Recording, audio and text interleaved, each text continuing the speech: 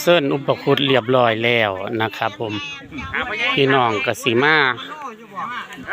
รับศีลรับพรซะก่อนกะจังสิฟังเลยจากผู้เจิมนะครับช่วงนี้กำลังเตรียมพร้อมเอาเลยปูดอนผ้าเฮ็ดครับบาดตัวขึ้นมีแต่กี่อย่างเงี้ยต้องหมันแต่วันนี้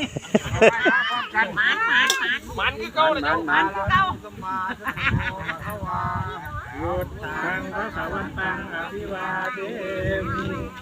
นี่คือประเพณีพี่น้องบ้านเฮาพอกหมู่ที่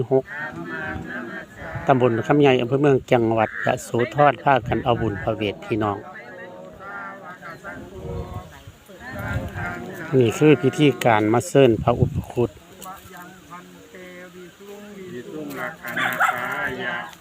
ดิสาเนนะสหปัญจศีลังยาคามะโหติยัมปิมายังคันเตวิสุงวิสุราคณาคายะดิสาเนนะสหปัญจศีลังยาคามะโหติยัมปิมายังคันเตนะโมตัสสะภะคะวะโตอะระหะโตสัมมาสัมพุทธัสสะธัมมังสรณังคัจฉามิสังฆังสรณังคัจฉามิตุติยัมปิพุทธังสรณังคัจฉามิตาติยัมปิสังฆังสรณังคัจฉามิติสรณะธรรมนังนิติตังปานาติปาตาเวรมณีสิกขาปะทังสมาธิยามิ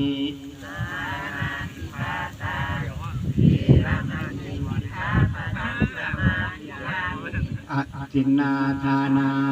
เวรมณีสิกขาปะทังสมาธิยามิ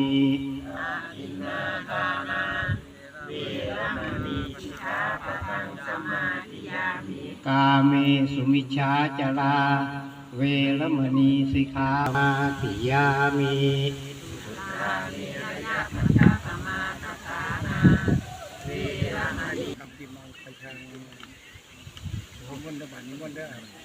เป็นพุ่มมากเลยเป็นพุ่มมากเลยเนี่ย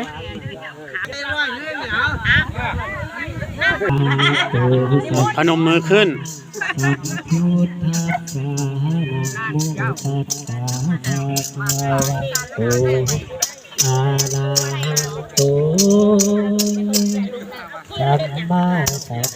โธ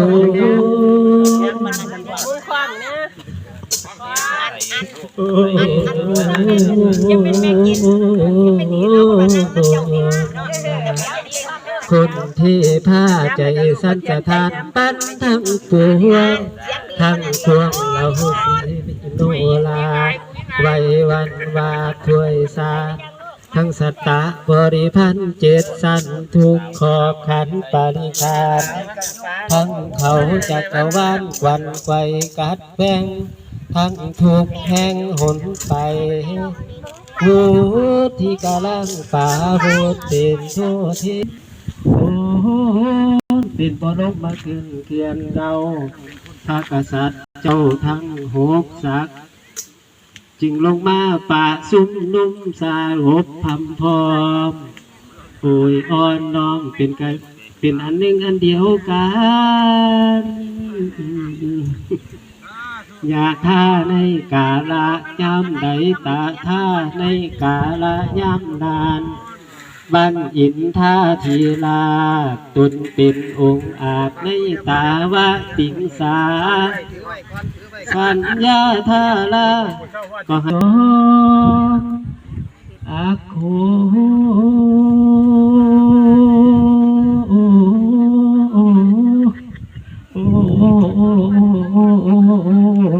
ใจ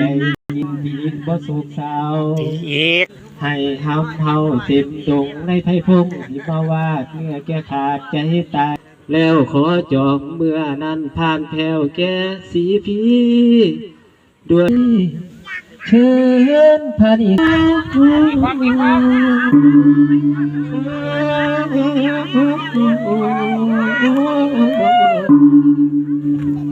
จบการเซิ่นไปนั่งมัดซี่ของบ้านของเมืองพี่น้องขอบคุณหลายๆคลิปนี้จบซ้ำนี่ก็แล้วกัน